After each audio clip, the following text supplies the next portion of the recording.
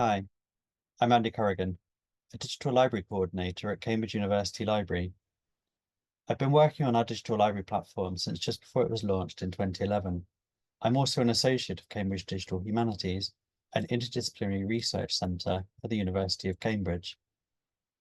This is a recording of a presentation I gave to the Association of European Research Libraries conference in July 2024 that took place in Limassol, Cyprus.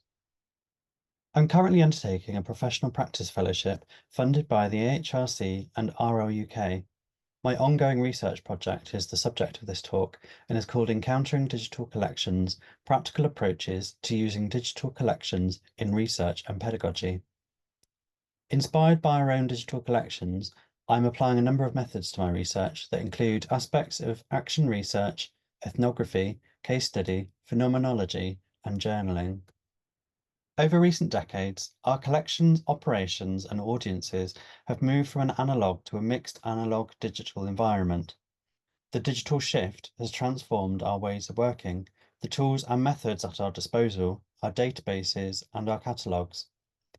It has democratized access and enabled new modes of distant reading, but it has also created a fluid and dynamic landscape of such overwhelming scale that our understanding of it is often fractured and blurred. My fellowship is exploring some of the questions raised by this challenge. Can we understand the relationship between the digital and our cognitive processes by bringing elements of our interaction with it back into focus? How does incorporating the digital into our physical lives impact research and teaching? And what are libraries, in their role as the nexus for research and teaching, doing to understand and facilitate encounters with the virtual world we have created?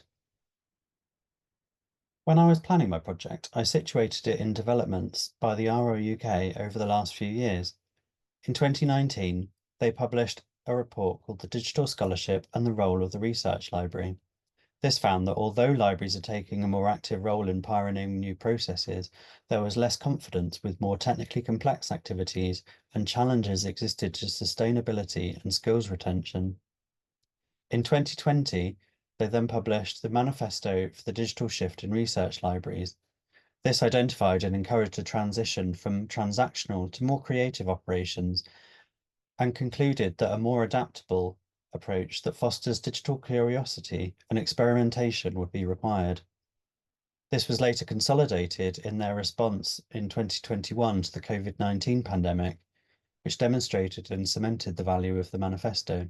Project wasn't designed to specifically align with current LIBER strategy for 23 to 27, but I think there are many aspects to which it speaks, including how values, digital transformation, skills, connection, and engagement all feed into that overall vision.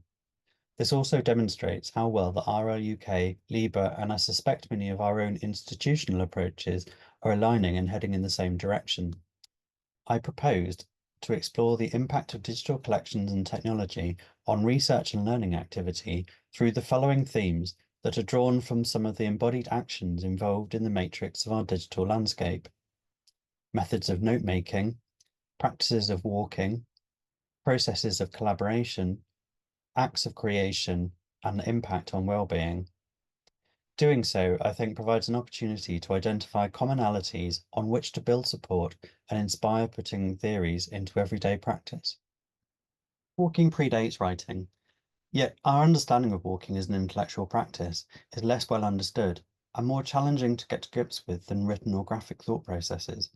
The impact of walking can be found throughout many archives. Charles Darwin, for example, used the sand walk, a path through a small woodland next to his home Down House. It's still there, and you can go and visit and tread in his footsteps. On the screen, you can see some photographs taken shortly after his death in the latter part of the 19th century, alongside some I took on a visit in 2016.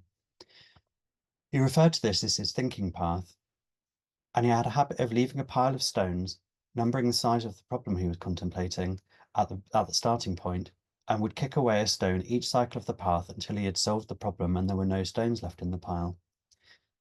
It's clear there's a strong connection between our feet and our brains, but are we neglecting this connection in the digital age, where we don't have to leave our desks if we don't want to? There's all sorts of evidence of acts of creation.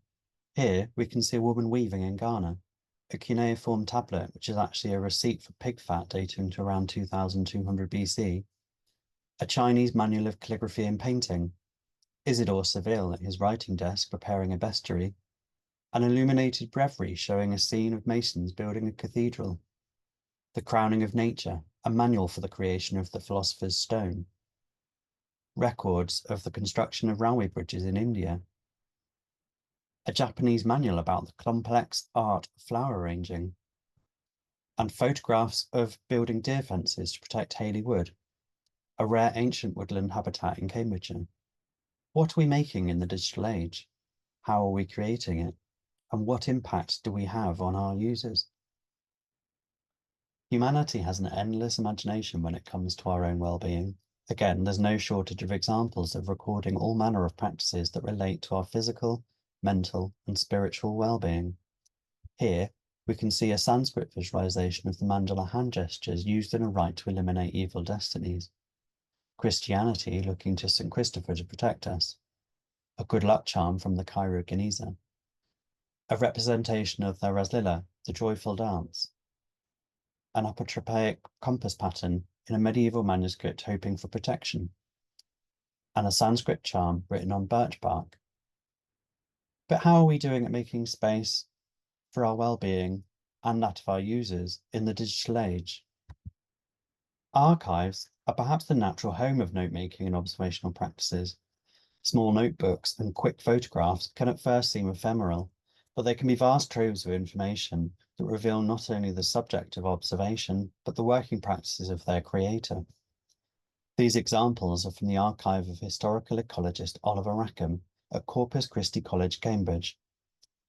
He recorded observations during his daily life, often whilst walking around studying various locations, from his teenage years right up until his death in 2015. In focusing our attention inwards to the internet, are we losing sight of how we can connect with the world around us, or even how the world around us connects to that virtual World Wide Web we have created? Another type of practice that sparked my curiosity is commonplacing.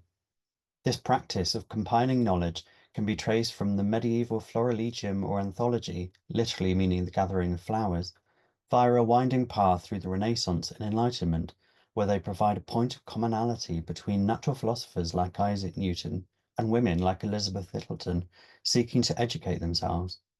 They carry on into the Romantic era, used by poets like Thomas Gray. I wonder how commonplacing continues into the digital age, or are we forgetting a practice that, like walking, feeds the intellectual process? Many of the people in our collections are not working in isolation. Even the notorious loner Isaac Newton, Charles Darwin, for example, used his worldwide network of correspondence to gather information while sat at his desk. Sound familiar? Collaboration is something that is perhaps one of the most obviously relevant of my themes to our ways of working today. How many times have you heard the word collaboration in our numerous strategies and values? We are always extolling the need to collaborate more in our connected world, but are we succeeding?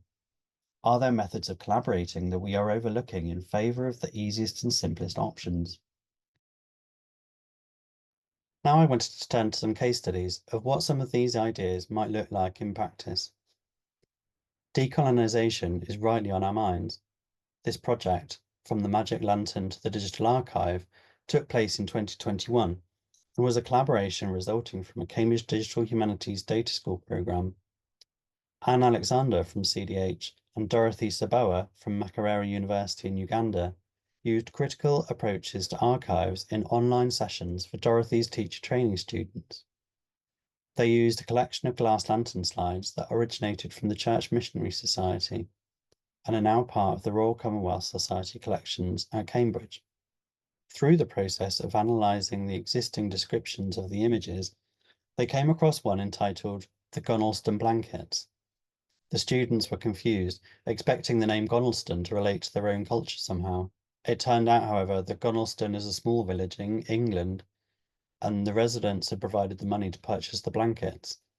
Addressing this type of occurrence, where the subject of a record has prioritised a blanket over the people and culture in the image, is incredibly challenging, and collaboration is key to it.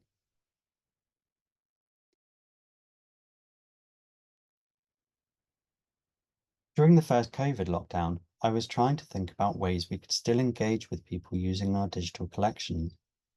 We didn't really have scope, time, or resources to set up something using the more usual crowdsourcing platforms such as Zooniverse. So I cobbled something together using GitHub around our Oliver Rackham archive. I'd only used GitHub in a very basic way before this, so it was a sharp learning curve for me, but I was surprised at how much I managed to achieve. Here's a quote from our star contributor, Faye Bendel.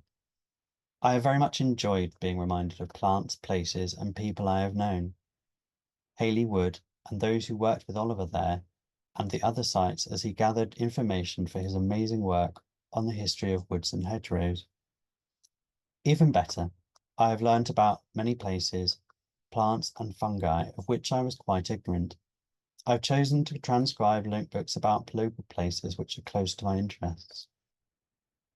Enriching the digital archive in this way creates a deeper cycle of engagement. It provides that for the person undertaking the transcription, which in turn increases discovery, which allows us to build new ways of using it. This also brings into focus the fluid balance between what we consider low and high-tech environment.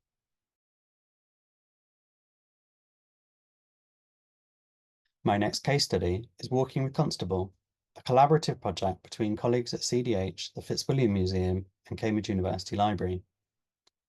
The project uses rudimentary digital technologies, largely some cobbled together augmented reality methods, to take archive material back into the physical landscape which created it through a series of curated walks.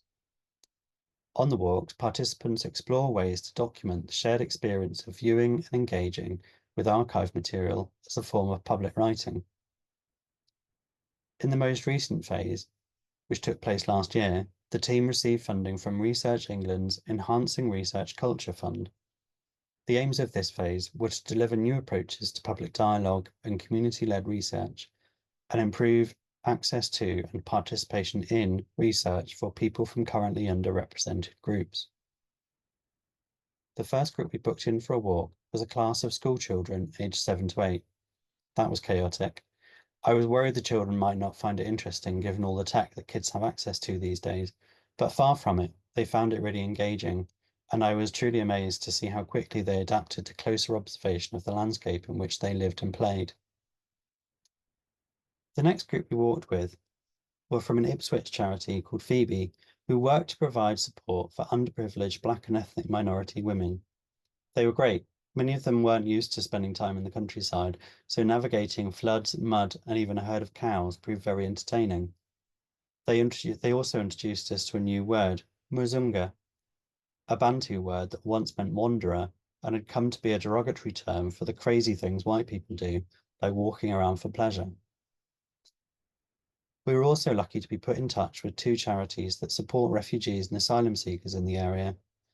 We consciously didn't ask any of them how or why they were here, but for some, it had been the first time they had gone for a walk since they'd walked all the way to the UK and been dumped in a hotel room in the middle of nowhere by our government. Another group was an Ipswich-based charity called Swags. They support people of working age whose lives have been impacted by stroke. They were incredibly grateful that we were so flexible in our planning as to allow for a wide variety of both mobility and communication challenges. In a way, that lent itself to the methodology of trying to slow down and make a deeper connection to the landscape and each other. The last group I wanted to share our story of is a group of blind and partially sighted participants.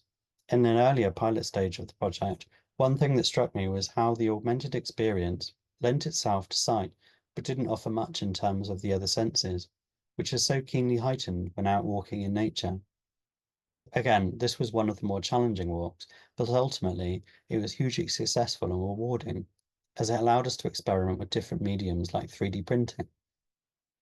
To start wrapping up, I also wanted to draw attention to the recently launched Digital Scholarship and Data Science Essentials for Library Professionals resource, which is being created by LIBER's Digital Scholarship and Digital Cultural Heritage and Data Science in Libraries working groups. It's initiatives like this that are key to empowering library staff with the digital skills and inspiration they need. In conclusion, objects in our collections have personality and character because they've been created and used by humans. Despite an increasing level of automation, our digital landscape is still built and used by humans. But adding personality and character generally takes a backseat to functionality. It might require considerable effort to turn our attention to ensuring that personality and character are present and intrinsic. Thank you for listening.